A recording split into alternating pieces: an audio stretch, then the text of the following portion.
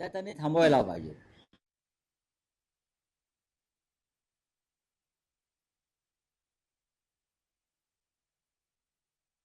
कोणाच्या जीवनामध्ये राजकारणामध्ये घडत नाही. आज दुर्दैवानं भारतीय जनता पक्षाच्या आयुष्यात या गोष्टी घडत आहेत. कोणी एबी फॉर्म घेत आहे, हां, कोणी रस्त्यावरती येऊन छाती पिटत आहे. असं बोलू नये त्यांनी.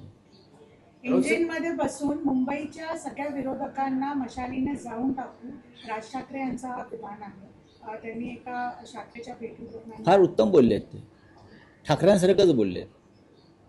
महाराष्ट्राच्या विरोधकांना इंजिनमध्ये बसून अख्ख्या मुंबईमध्ये जाळून टाकू. आज संध्याकाळी शिवतीर्थावर सभा आहे, त्याच्यामध्ये याचे पडसाद उमटतील, ते बोलतील.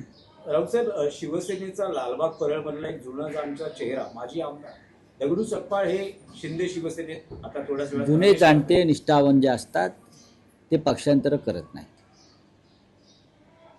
निष्ठावान जो असतो तो कधी पक्षांतर करत नाही. तो कुठल्याही लोभाला मोहाला बळी पडत नाही. कदाचित त्याला एखाद्या विषयाची त्याला संतापाला असेल, पण तो थांबतो. ज्याच्या मनात पहिल्यापासून स्वार्थचा अंकुर फुटलेला आहे ते कधीतरी सगळेच. एकनाथ शिंदे हे निष्ठावानच होते ना, छगन भुजबळ निष्ठावानच होते, नारायण राणे, गणेश नाईक हे सगळे निष्ठावान होते. आणि आता जे त्यांच्याबरोबर गेले लटांबर आहे तेही स्वतःला निष्ठावानच म्हणत आहे. निष्ठावान म्हणता आणि भाजपचे बूट चाटता अमित शहाचे, याला कसं काय निष्ठावान म्हणणार नाही म्हणणार.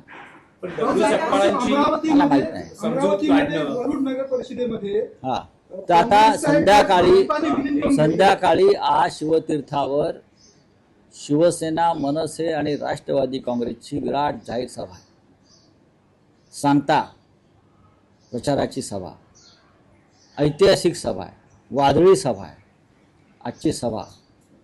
सगळे म्हणतात की ठाकरेंनी सभा घेतल्या नाही. ठाकरेंना किंवा ठाकरे बंधूंना इतरांसारख्या 1760 सभा घेण्याची गरज नाही. सो सोनार की एक लोहार की, एकच सभा पुरेशी आहे, बरं का. मोदी म्हणतात ना, मैं अकेला सब पे भारी, तशी आमची एक सभा सब पे भारी आहे. अंबादास दानवेने एक मारहाणीचा व्हिडिओ मारामाऱ्या व्हायला पाहिजे.